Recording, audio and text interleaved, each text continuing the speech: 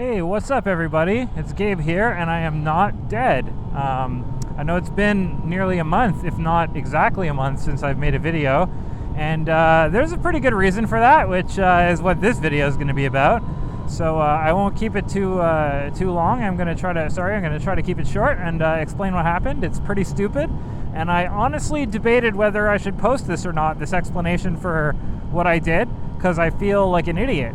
But it is funny, and it might save somebody else from the same thing. And if just one person doesn't make this idiot mistake, well, then my humiliation will be worth it. So, a month ago, I hit my 1,000-kilometer mark on my new bike, which is the time that you do an oil change on a new bike, or at least on this one, based on what was in the manual. And so I bought myself an oil filter, and I prepared to do what is an easy maintenance procedure that I've done on a lot of bikes before. On every bike I've owned, I think, I've done an oil change on. And cartridge filters, internal filters, two drain plugs like the DRZ, because it had this like oil and frame system. They're all a little different, but I mean, an oil change is an oil change, right? Well, it is. And so I started doing this one, and the old oil came right out, and that was all good. And then it came time to do the oil filter, and that is where everything kind of went to hell on me. I had so much trouble getting the old filter off. I had like a filter wrench, but it was too big. It didn't fit. It worked for Hondas. I had a couple of Hondas, and it was like that size, but it didn't fit on the OEM Yamaha oil filter. So I went down to Canadian Tire, and which is like a kind of general hardware store around here, and I bought a couple different ones. A universal one that's supposed to like kind of ratchet to the right size, and this like strap style one. The problem is the universal one, the smallest size wasn't small enough, and the strap style one didn't have any space. I couldn't get it in properly to get any like leverage. I tried channel lock pliers, but I couldn't get a good grip. Potentially a technique issue, I'll admit. I'd never tried that before. So finally, I took a page out of a great tips video I saw from Ari Henning about a stuck-on oil filter. I really like Ari's video, his content on like mechanic stuff he's been doing since his days at Motorcyclist Magazine. He continued that through Motor Trends, and then now at Revzilla. I'm a big fan of him, and I generally trust his advice. And what he suggested to do was to take a screwdriver and use a hammer to go through the oil filter kind of end to end, and use the leverage of the screwdriver handle to like twist it off. And I did that, and it works, by the way. That works. The only problem is that immediately behind the oil filter on this engine, so on this bike, the MT-09, the FJ-09, probably the Niken, there's like a few millimeters, and then there's an oil cooler back there. My screwdriver hammer strikes were not quite precise enough, and I punctured that very soft aluminum oil cooler, and I didn't notice until I got the filter off and saw the hole. So back to Canadian Tire, I decided to buy some JB Weld. I figure, hey, it's leaking oil, I'll JB Weld it, it'll be ugly, but no one will ever see it. So I waited for that to cure, and the next day I gave it, I refilled the oil, and I started the bike. And it was okay for like 3 minutes. It warmed up, it came up to temperature, and then all of a sudden, out of the coolant overflow hose, puked out frothy red oil. The oil's red because it's synthetic and unused, and it's frothy because there's air mixing with it somewhere, and it's coming out of a coolant hose, which it just shouldn't do. So I immediately stopped the engine, and then I had a little think about it. Well, it turns out an oil cooler has a coolant side and an oil side, and they're separated by a thin sheet of metal. So the coolant flows through, and it draws the heat away from the oil and into the coolant, and then is cooled off by the radiator, right? It makes sense for what the oil cooler is.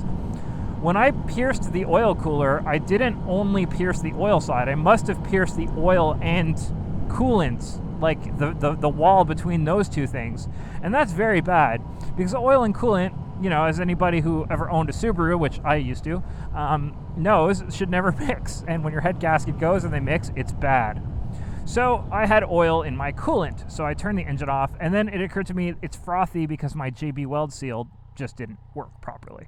But that was a lesser concern. A little oil leak wouldn't have freaked me out. It was the fact that they mixed. So I looked into what you need to do to flush a radiator, and I realized pretty quickly that it wasn't something I was going to do at my house, because you need like barrels and barrels to handle like the waste liquid, because you can't just throw that down the drain or in the driveway. Like, it's contaminated with oil. You can't go back into the water system, right? So it has to be handled correctly, and in order for it to be handled correctly, it has to be treated professionally, and I was not equipped for that at all.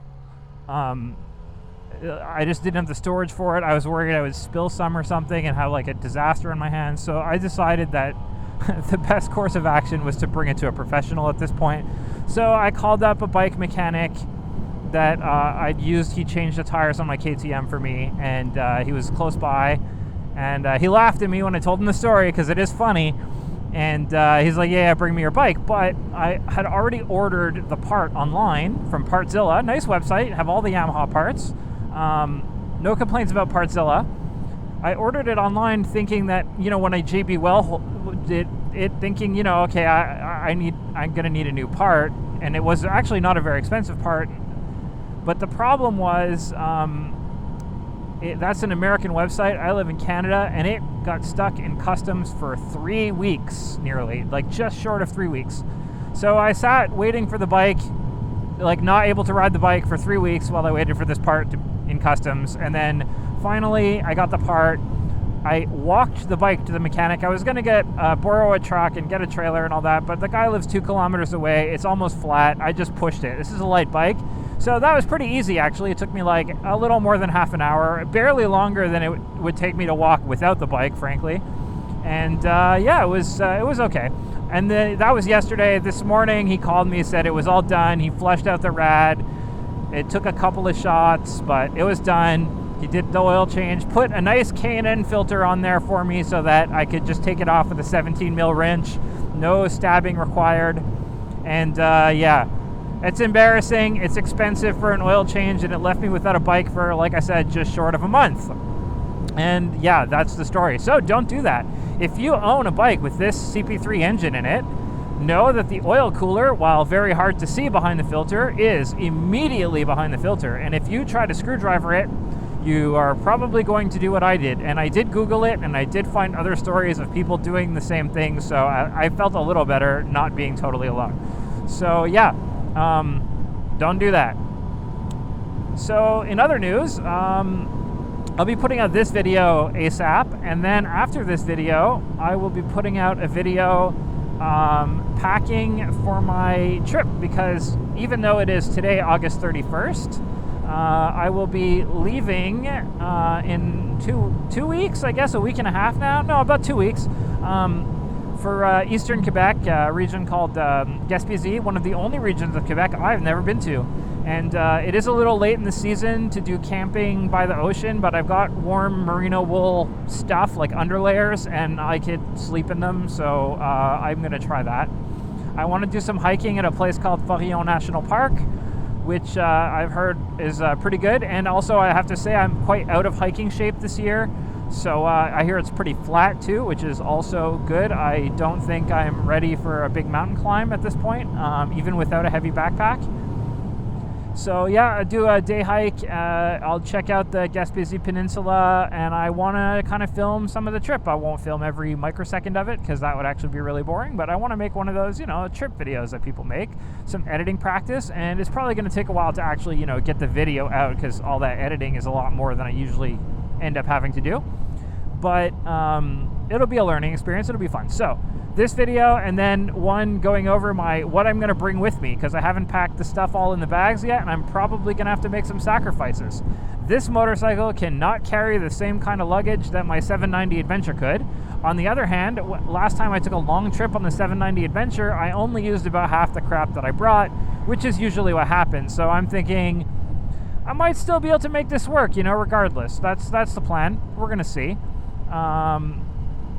And that's about all I've got. So yeah, I'm going to keep it brief. So don't do what I did. Don't put a screwdriver through your oil filter without knowing what's exactly is behind there, or you might do some damage like I did. Do not mix oil and coolant. They do not want to mix, okay? That's not good. Oh, I should point out, I got lucky.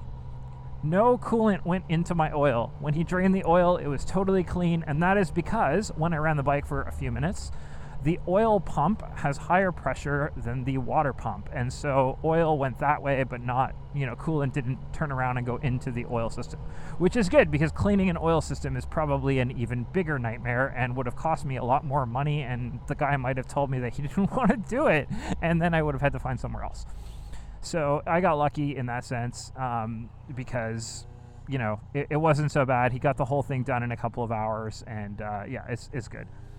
So now I'm done for real, I promise. So on that note, I hope you have a good evening. I hope you'll stick around and watch some more videos, and thanks a lot. Have a good night. Peace.